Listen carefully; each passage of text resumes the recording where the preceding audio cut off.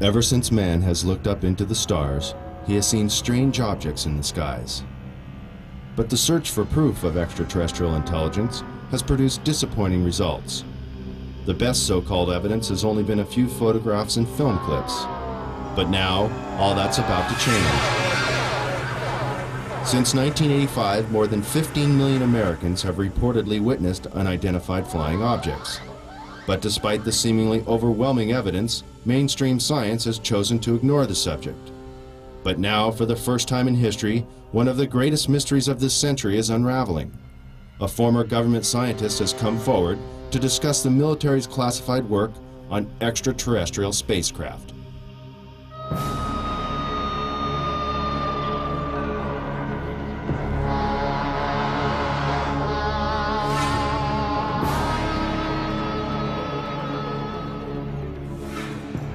Human advances in technology have exploded in a million directions and show no signs of slowing down. The ever-increasing pace of achievement in the last several decades is unparalleled in human history.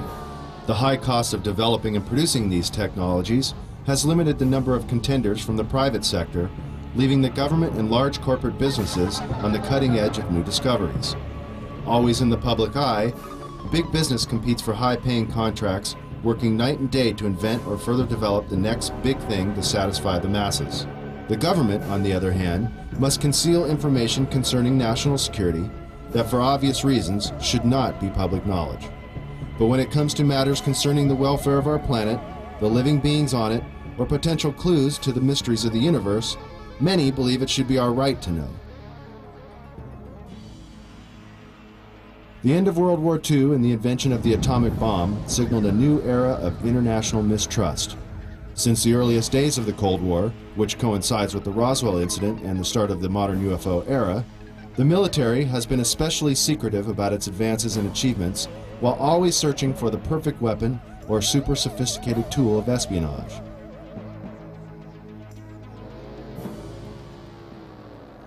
High-tech surveillance equipment around the world, and even in space, has allowed global intelligence to see and be aware of many things that the common civilian cannot even begin to imagine. The military recruits many talented civilians when special expertise is required, and propulsion systems expert Bob Lazar claims he was one of them. In this exclusive interview, he gives his detailed account of his employment with the Department of Naval Intelligence at the top-secret facility known as S4, where, according to Bob, he was hired to work on recovered alien spacecraft. S4 is located 125 miles north of Las Vegas and 15 miles south of Groom Lake. This now not-so-secret military base at Groom Lake, Nevada, is known as Area 51, or Dreamland, as insiders like to call it. Born in 1959 in Coral Gables, Florida, Bob has lived much of his life in Las Vegas, Nevada. With degrees in physics and electronics from MIT and Caltech, he has dabbled in everything from chemistry to fireworks in an effort to understand the finer points of propulsion. He has even assembled a jet car with a 22,000 horsepower engine salvaged from a Navy F-3D Skynight that is capable of land speeds of over 350 miles per hour. Fate took a serious turn for Bob in 1982. Arriving early for a lecture at Los Alamos National Laboratory in New Mexico given by Dr. Edward Teller, one of the inventors of the atomic bomb, Bob was able to meet and talk to the famous physicist. Coincidentally, Dr. Teller was reading the local paper, The Monitor, with a featured front-page article on Bob, and the two struck up a conversation. Later, Bob sent Dr. Teller his resume for consideration, and soon after, Bob was hired by the Los Alamos National Laboratory.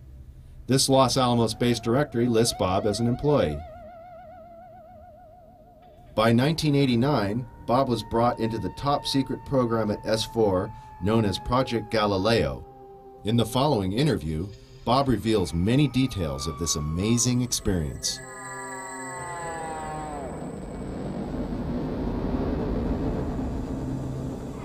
Did you witness any disk technology at Area 51? No, there was absolutely no ET craft, ET technology, anything like that at Area 51. This is why S4 was made specifically to separate it there. People at Area 51 do not have the clearance. How long were you employed at S4 And when were you hired? When was I hired at S4? I guess early '89, and I was probably there only about 6 months or so, on a very infrequent basis. How were you transported to and from work?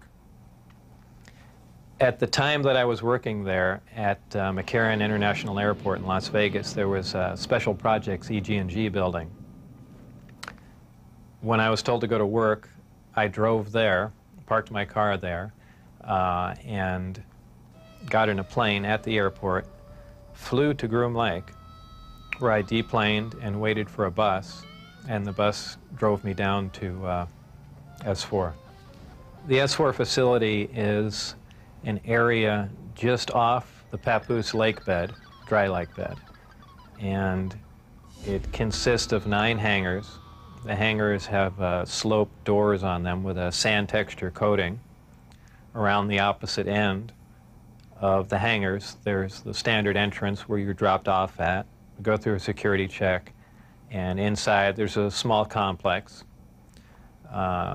There is some office space, there's several laboratories, the hangars themselves, of course, and a few other places. I didn't have free rein to go wherever I wanted to.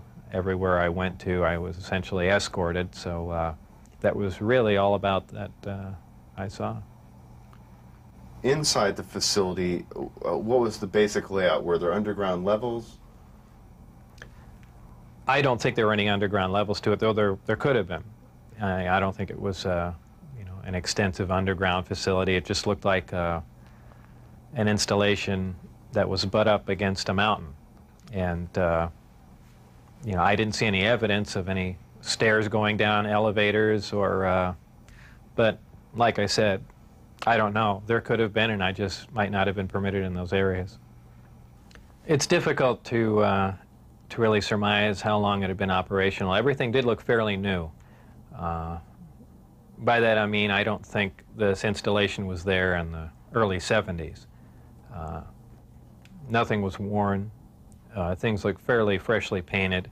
So, as a ballpark guess, I would say it would really surprise me if the installation was older than 5, 7, 10 years, something like that.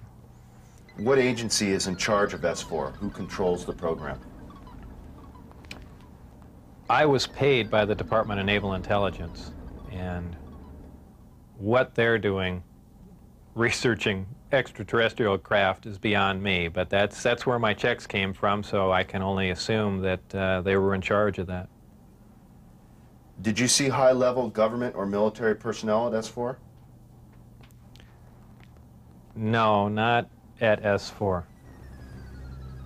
Anywhere in the overall facility at all?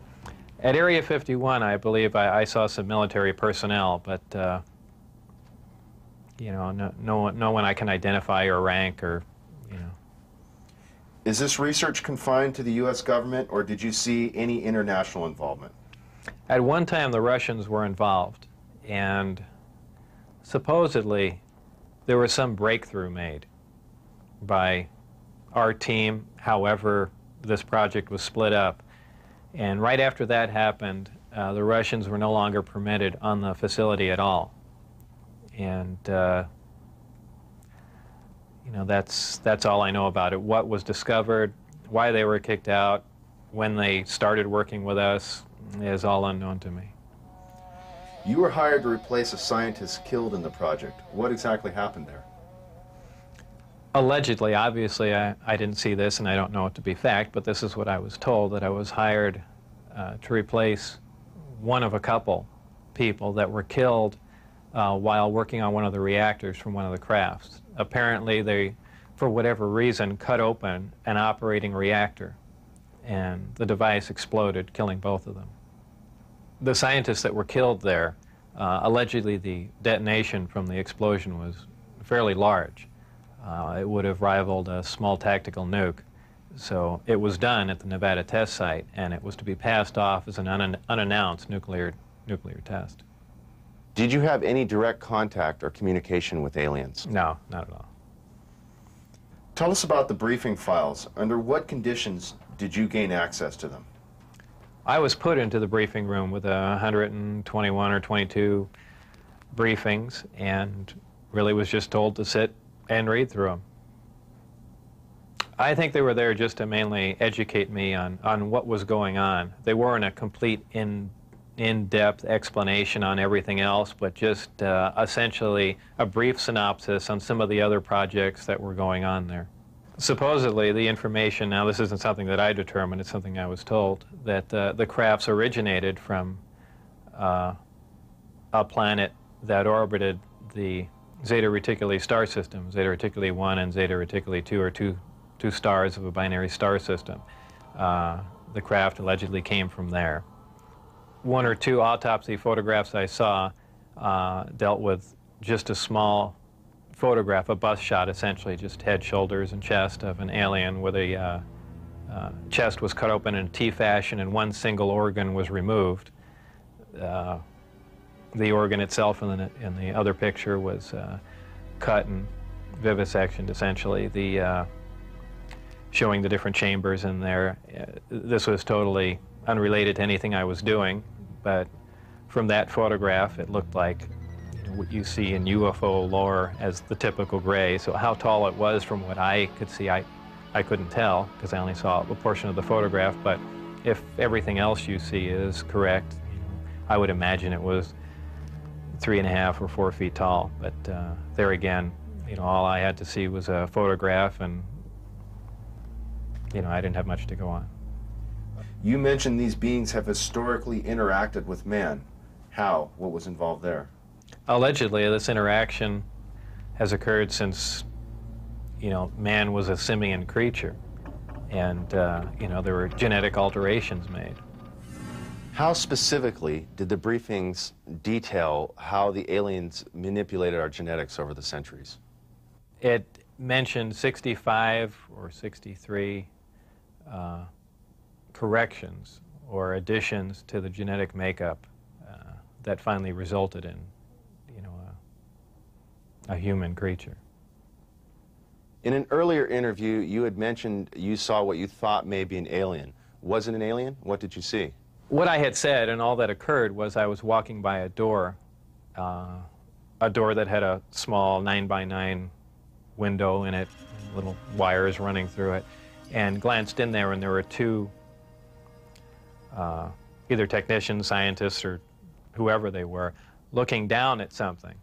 And what that something was caught my eye, and I never really did see what it was. A lot of people have asserted, well, there was an alien, and there are aliens working around there, and so on and so forth. I mean, I don't think that was the case. But who knows? I was, you're seeing all these fantastic things, and your mind gets going, and, you catch something out of the corner of your eye. Who knows what your mind's going to come up with? So I certainly wouldn't stand on that as fact by any means. What was the incident in 1979 that brought the alien exchange program of information to a halt? Again, this was a story that was relayed to me, and allegedly what happened in '79, there was some sort of information exchange going on where there were actual live aliens at the facility, and at one particular point there was an area where some security personnel went to enter, and apparently because of not the sidearms, but the bullets in the sidearms, from what I understand, if they would have entered the area, the bullets would have detonated.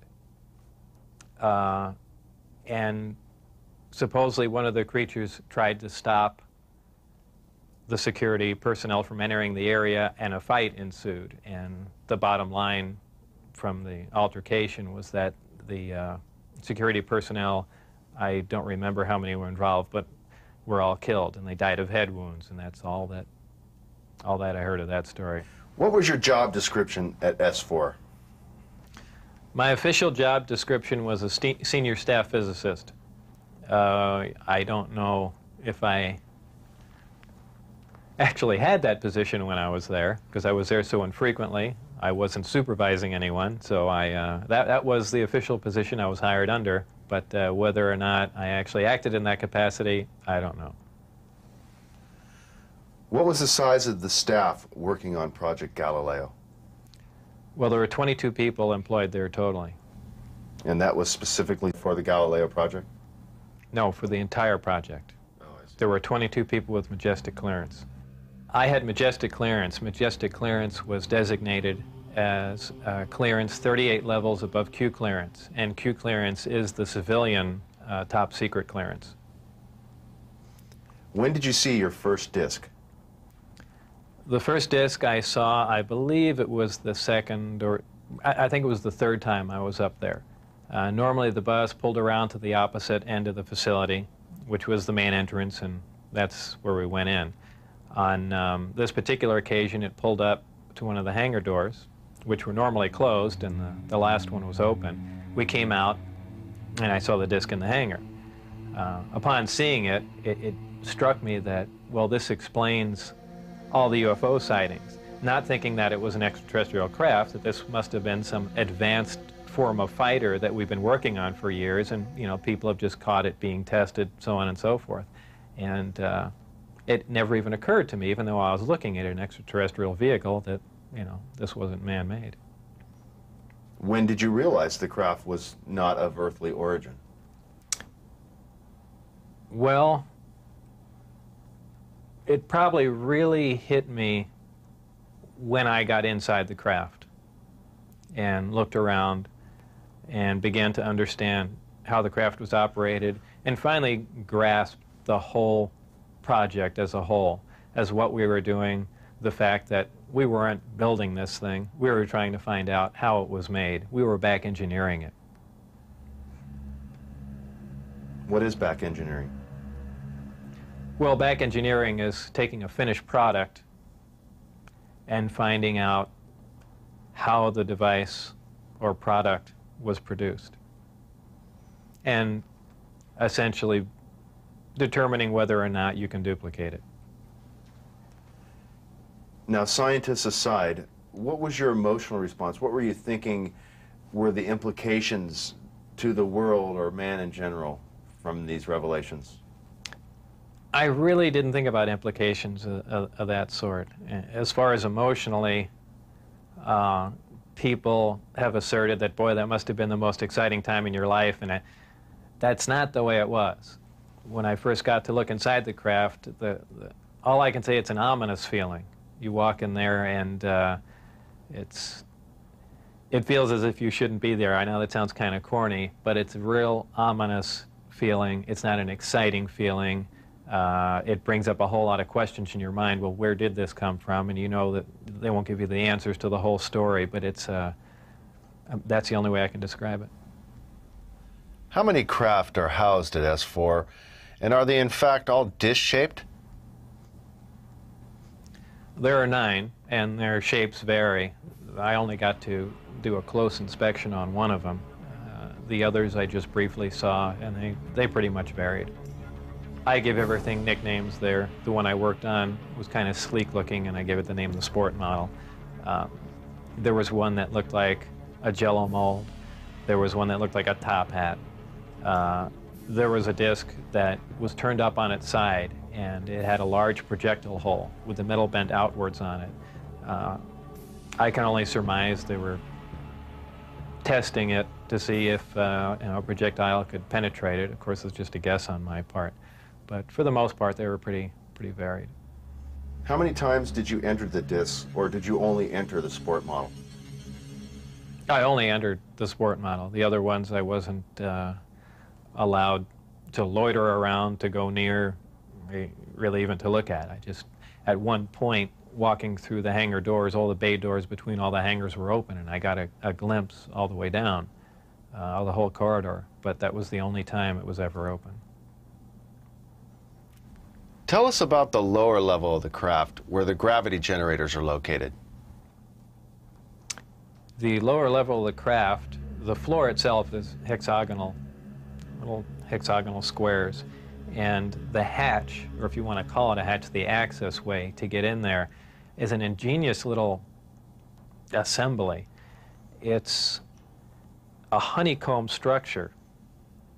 And if you put your fingers in one end of the honeycomb and push, all the honeycombs will collapse in on each other, making a hole. It's kind of a neat doorway, something that we could, use I don't know what for, but I mean, it's something that I haven't seen before, and it's kind of a novel idea. But a very efficient, lightweight, very strong access way. I had to hang upside down in there to see the lower level, essentially. And there were 3 large gravity amplifiers. These devices looked like about a 2-foot diameter, 4-foot long piece of pipe hanging by a smaller piece of pipe from the level above, and they can be independently positioned. And that's what emits the gravitational waves that propel the craft. The second level was the only other level that I was on. It was the main level that contained the reactor, where the seating was, the gravity amplifiers themselves, though we also called the devices that hung down on the lower level the gravity amplifiers, because they were really one and the same. They were probably the wave guides or horns, if you want to relate that to microwaves. And really, that's about it. That's all that was on that level. So it's assumed this was not made for a human pilot. It would be extremely inconvenient for a human pilot. Humans really can't even function in there because of the ceiling clearance. The seats were so tiny. It was obviously made for a creature much smaller than a human. How does the craft achieve lift? It produces a gravity wave, which is similar to the gravity wave that the Earth produces. However, the craft phase shifts the wave. In other words, it turns the wave not really in an opposite polarity, but something to that effect, where it will work against the natural gravity wave of the Earth, and it produces a lift in that effect. Is there any internal protection for the crew? Does the craft generate a gravitational field inside the craft itself? Well, the craft generates its own gravitational field. Being inside that field essentially doesn't shield you, but essentially you're in, and this is a terrible way to say it, almost in a different realm, because you're now influenced only by that gravitational field. For instance, people wonder how a craft like this can make a turn at such high speed, a 90-degree turn, when they would imagine people slamming up against the wall or something to that effect. Well, that really wouldn't happen. Inertia would have no effect. You're in a distortion, and don't forget that gravity distorts time and space, so really nothing is going to influence you while you're in there. Describe the gravity amplifiers for us and some of their different operating configurations. There are 3 amplifiers. The craft can operate on a single one, can lift off the ground. The way in which it's propelled are 2 different ways. There's what they call Omicron configuration, where the craft is using one generator, or Delta configuration, where it's utilizing all 3. Delta configuration would be for space travel. Essentially, the craft will tilt up on its side, as opposed to a science fiction movie where you see a flying saucer moving around. The craft will tilt up on its side, focus the 3 gravity generators to a single point, and move through space that way. Moving around a source of gravity is a problem to a disk because it's interference, essentially. So what they do is they work with that interference to their benefit. They'll use one gravity generator to lift the craft off the ground. And as opposed to what we're used to, for instance, a plane, once it's in the air, we envision thrust or some force coming out the back of it to push it forward. The crafts work completely opposite of that. What they do is once they're hovering in the air, they'll swing the gravity, 2 remaining gravity generators up in front of them and create a distortion, essentially a downhill, and the craft rolls downhill for infinity. It's always chasing a little distortion. That's why they look goofy when they fly around at low speed, because they're essentially, and any time you run over, the gravity field around the Earth is not completely constant and stable, depending on the minerals and density of the Earth underneath it. The gravity will vary somewhat, and you will get odd movements of the craft. So its low-speed mode is kind of unstable for the most part. I only witnessed one test flight up close, officially. That I was just inside the hangar. The test was going off probably, just as the sun was going down. And it was a low performance test. I believe there were some pilots or test pilots in the craft. The craft must have been retrofitted to fit them, because the seating arrangements were really not accommodating. They were in radio communication with the craft, which is kind of surprising to me, because the gravity waves that the craft was producing should have distorted the radio waves also. So apparently there's something there that I don't understand. The craft lifted off the ground, virtually noiseless, other than a small corona discharge on the bottom of the craft, indicating the presence of high voltage. That dissipated at about 30 feet, and it stood there completely silently, and moved over to the left and to the right, and sat back down. That was the entire test. However, that was an extremely impressive test. Maybe to someone that really knows little about science or anything, that wouldn't be a whole lot, but you have to realize this craft was about 52 feet in diameter. I don't know exactly how much it weighed, but it weighed a lot. And this was quite a scientific feat, to lift something completely silently, under control, and perform a maneuver like that. The craft itself was, I assume it was metal. It was cold to the touch, that's why I say it was metal, but it was a brushed aluminum, actually just an unfinished stainless steel, not shiny, finish to it. Had no seams. It was as if it was injection molded from one giant die. I was completely amazed. I can't really reflect on how it made me feel, but that was exciting. When you're on the outside, you pretty much think, how could they keep something like this secret? It's a crime against science, it's a crime against the people and all that, but your feelings change once you're privy to the information. Once I was inside, there was kind of a bit of selfishness, it's, well, I know about it now, this is great, we should keep it secret just so we all know about it, and that really does go through your mind, though after a while it wears off, but you felt privileged to be privy to the information. How would you define gravity? Could you describe in layman's terms its basic principles for us? Gravity is something difficult to explain because it's something that we essentially don't understand. It's just something that we can observe. Not much is really known about gravity. There are many theories about it, but they are just mainly theories. There's theories of gravitons, which allege that these are these subatomic particles that act like an attractive force like gravity, that exchange between two pieces of matter. There's also a theory that gravity is a form of wave, an electromagnetic wave. But basically, gravity is a force. It's the attraction, it's the inherent property of matter to have gravity, a mutual attraction for each other. And it's basically all that we really know. Modern science, current science right now, identifies one gravity. It's one force in nature. Apparently, through research at S4 or information gained from one of the crafts they were researching there, it appears that there are two different forms of gravity. One form works on an atomic scale, on subatomic particles, holding pieces of matter, holding atoms themselves together. Another works on a larger scale, the scale we're most familiar with, holding planets in orbit, holding ourselves to the ground, things of that sort. Because it produces a gravitational field, I wouldn't say the craft is invisible during the day. However, if you're under the craft, because of the way the gravity is being used, gravity bends time and space, and it bends light.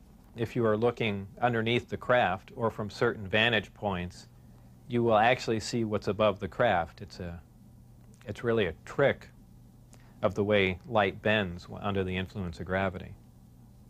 For instance, we can see stars that are behind the sun, that are blocked from our view by the sun. The reason we can see them is because the sun is a tremendous gravitational field and it's bending the light around it where we can see the star. Space-time and gravity are all essentially interrelated. They all act on one another. Gravity bends space. Gravity also distorts time. When you vary one, you essentially vary the other two. If you, as an example, if you have a massive body, say a planet or something that's making a lot of gravity, producing a lot of gravitational waves, if you will, it distorts space. It bends space to it. It also slows down time. These things aren't theories. We know them to be true. We cannot artificially create this because we can't create gravity. But this is how they're all interrelated. How are vast distances of space traveled by amplifying a gravitational field? Well, because space-time and gravity are all interrelated, if you could produce gravity artificially, an extremely intense field of gravity, what you could do is actually distort the distance between two objects and make it shorter.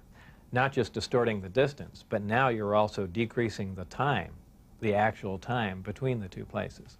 So you're not traveling in a linear mode like flying a spacecraft from point A to point B.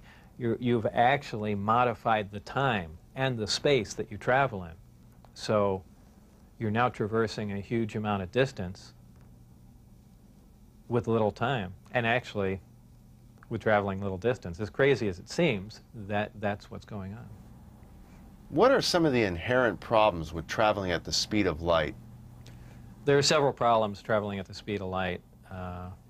Just a couple of them are the fact that as your speed increases, so does your mass proportionally. In other words, the more energy you put in to go faster begins to slow you down by the fact that it's converted into mass. You have other problems like just traveling at such an extreme velocity, navigational problems, the fact that you might run into little tiny micrometeorites at speeds like this. They would undoubtedly destroy your craft. There's just a whole host of problems that you're going to run into just attempting to do something like that. Aside from the fact the amount of energy required to accelerate to the speed of light is horrendous. Could you briefly describe Project Looking Glass and Project Sidekick for us? Project Sidekick was another project going on with Galileo. Galileo was the project that I was involved in. Sidekick dealt with any of the weapon potential of the craft, whether or not the craft had a weapon in it or could it be used as a weapon, but it had something to do with some sort of particle beam configuration where the gravity generator can be used as a lens to focus a weapon of some sort, similar to the SDI device we were working on in the 80s, but with the potential of a focusing device using the gravity generator. And Project Looking Glass? Project Looking Glass dealt with the distortion, the fact that there's a time distortion, essentially looking back in time, and by that I do not mean looking back years ago to see the wagon train days. They're looking for distortions that are milliseconds in time, and what that was used for, I don't know, but that was just observing the time, the time distortion, time dilation phenomena of the craft in operation. What is element 115? Is it found here on Earth, or is it strictly an extraterrestrial material? 115 is strictly an extraterrestrial material. It probably occurs naturally in some other places, maybe other star systems. Some people not familiar with science or chemistry say, well, that's ridiculous, all the elements occur on Earth, but that's not true. There are elements on the periodic chart that aren't found on Earth. I believe the Heavy Ion Research Lab in Darmstadt, Germany, has reached element 112 recently. So 115 isn't that far away. And when they synthesize it, it's not like they're making a couple ounces of it. They're talking about 1 or 2 atoms of it. To make any usable quantity of a heavy element like that is virtually impossible. Element 115 is in the top of the reactor. And the base of the reactor apparently is a small, something similar to a cyclotron. It's a particle accelerator. A particle is accelerated to high speed and then deflected up a small tube and it's aimed at the 115. This transmutes the 115, similar to the way we do that in a normal particle accelerator. This causes a reaction, a radiation emission that we really haven't seen before. It produces antimatter. This antimatter is guided down a tuned tube and reacts with a gas. When matter and antimatter react, they convert to 100% energy. This energy is converted, heat energy, is converted to electrical power in the reactor itself. This is done through a thermoelectric converter. And this electrical power is used to power other subsystems on the craft, though there is no wiring, as we would know it. Also, that's almost a byproduct of the reactor. The reactor also sets up a gravitational wave from the 115 being bombarded. This gravitational wave was present at the top of the reactor and is essentially guided in the same way microwaves are guided, through tuned tubes. And this goes to their amplifying cavities and through the projectors that are in the bottom of the craft. With the gravity generators running, is there thermal radiation danger to the crew? There is no thermal radiation while the reactor is running. The thermionic generator is 100% efficient, which is in violation of the first law of thermodynamics. But in fact, it works. Element 115 is stable. And for those familiar with chemistry, we know that elements with higher atomic numbers have shorter and shorter half-lives. However, when you reach a certain point, they call it the island of stability. There is a place, and we've theorized this for a long time, somewhere around 114 to 116, there should be an area in there where the nucleus of the atom is geometrically stable with protons and neutrons, where it no longer decays. It's not radioactive. 115 is, in fact, this element. In fact, it does occur again somewhere around element 247. Of course, we're nowhere near synthesizing that, and we can only, predict things like that. But that's where 115 is. Did the aliens, give us element 115 in large quantities? Whether or not it was given to us, I can't answer that question. However, I was told that we have 500 pounds by one of my coworkers. How it was obtained and where exactly it came from, I don't know. Whether it came in one of the crafts or it was separate cargo somewhere, anyone can speculate. But I was told that was the figure. You were able to get away with a sample of element 115. How much did you get away with? No comment. You witnessed several nighttime test flights unofficially while off the base. What did you see? The test flights I saw off the base, actually the best test flight was witnessed by my friends who I had brought out there. At the exact moment the craft was hopping around and doing some really impressive maneuvers, I had turned around and I think was looking for the video camera or something to that effect. But I missed some of the most impressive maneuvers. But the craft was similar to what was done before that I had seen close up, other than the fact that it went above the mountain range, moved a much greater distance at a much higher rate of speed. How were you able to find out about the test flight schedules? The test flight schedules were told to me, specifically because I was probably going to have to be present during those times. And at that time, the test flights were taking place on Wednesday nights. And from what they said, that was because that was statistically the least amount of traffic in the area. And that's all that they were concerned about. Does the propulsion system release any sort of discharge or exhaust? There was a high voltage discharge on the bottom of the craft, but as far as there being an exhaust, there was none. Why do they appear as glowing balls of light in the night sky?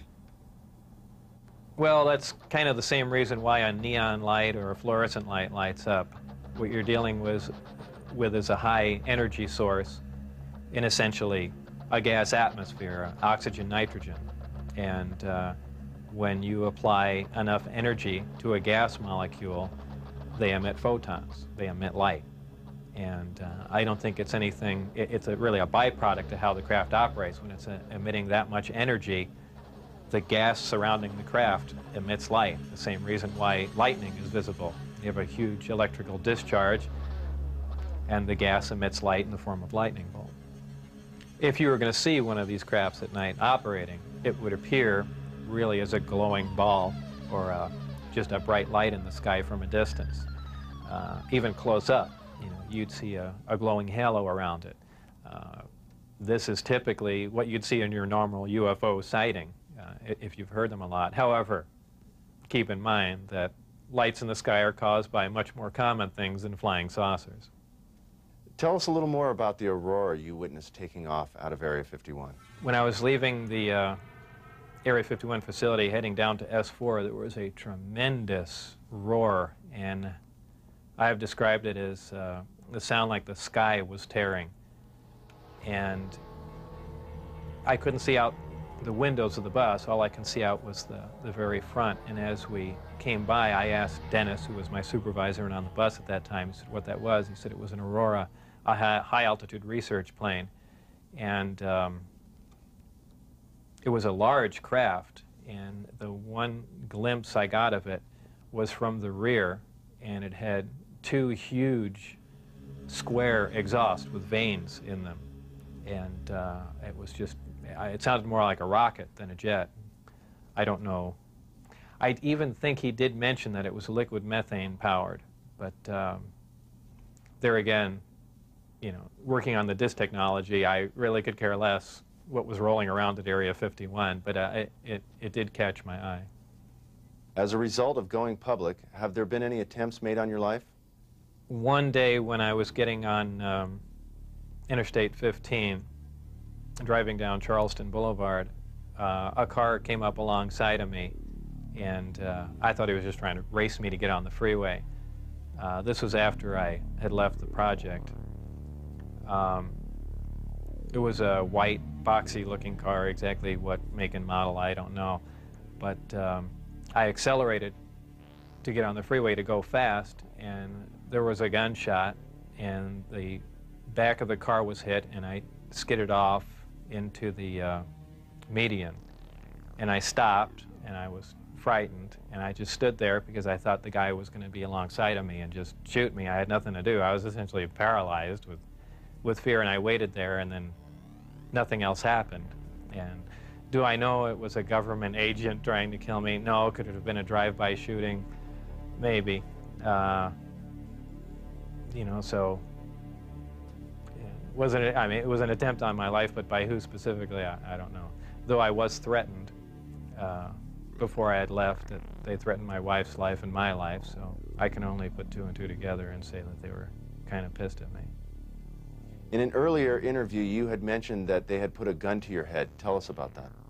That was after we were caught out when I had the test flight schedule, and I brought some friends out to show them the disc test.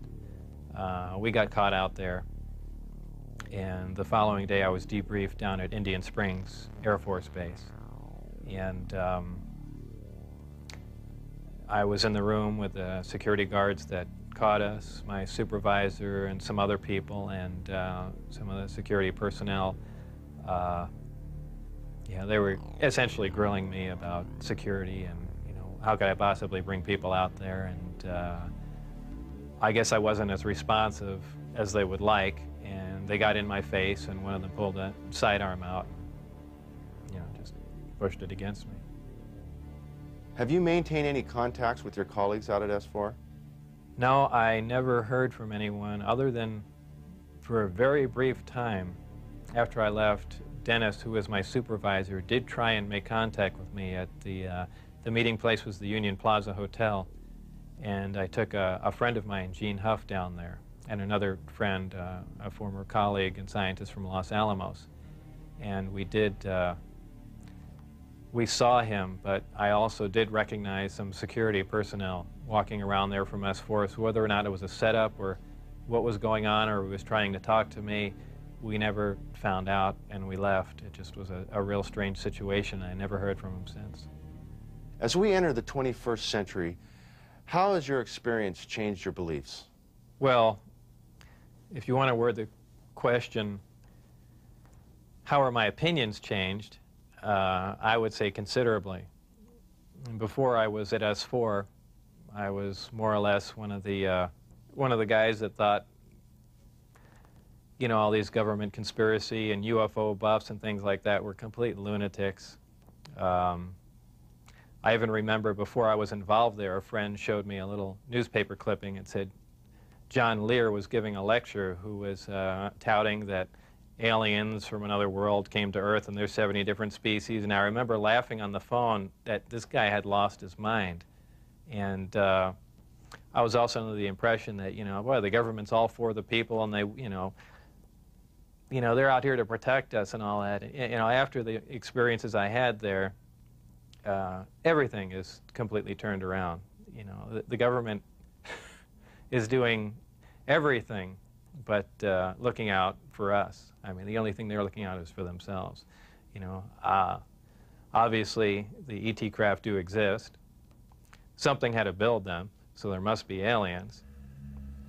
And since there are, and the craft are there must be some sort of factory and an entire civilization somewhere. And if in fact that is true, and it apparently is, then there must be others. Actual crafts and technology from another world.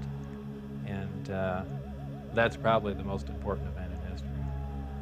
It kind of moved from science fiction into reality in my mind. And it really just, I guess, opened my eyes. The big thing is whether or not we can duplicate them. If we can understand what a device is or how something operates or what its physical makeup is, that's great. But if we can't duplicate it, it's useless to us.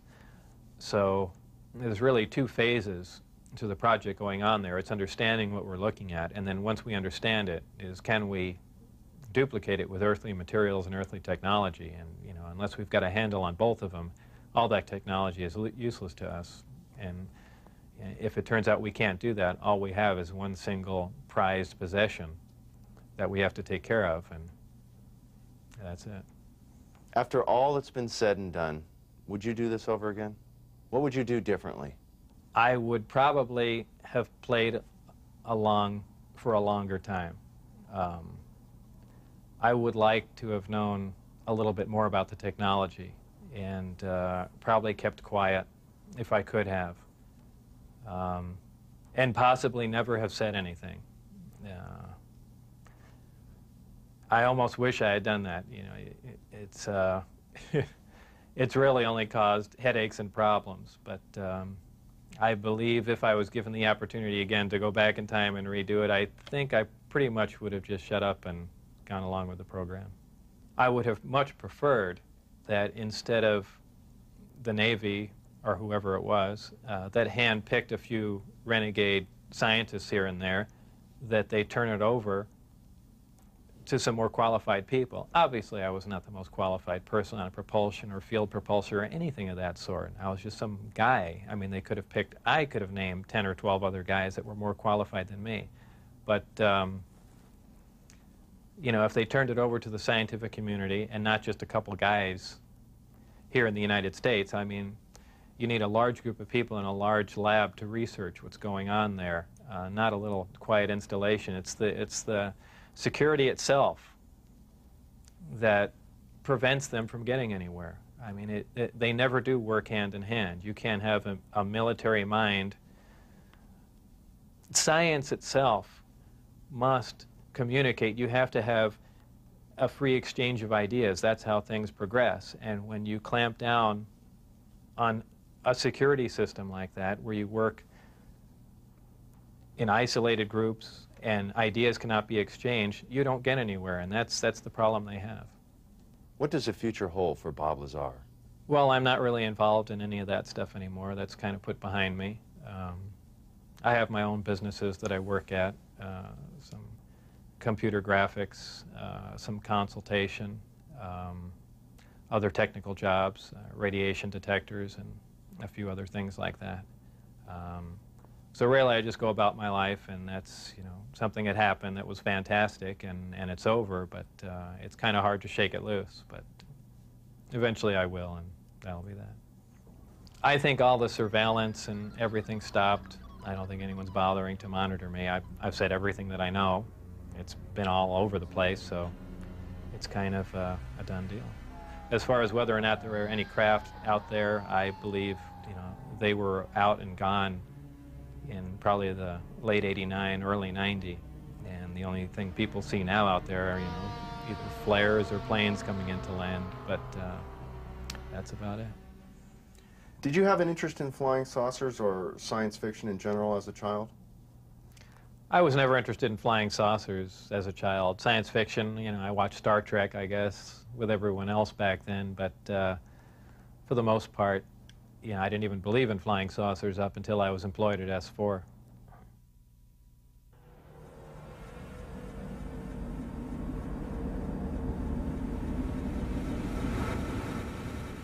I couldn't help at one point in my discussions privately with General Secretary Gorbachev, when you stop to think that we're all God's children wherever we may live in the world, I couldn't help but say to him, just think how easy his task and mine might be in these meetings that we held if suddenly there was a threat to this world from some other species from another planet outside in the universe.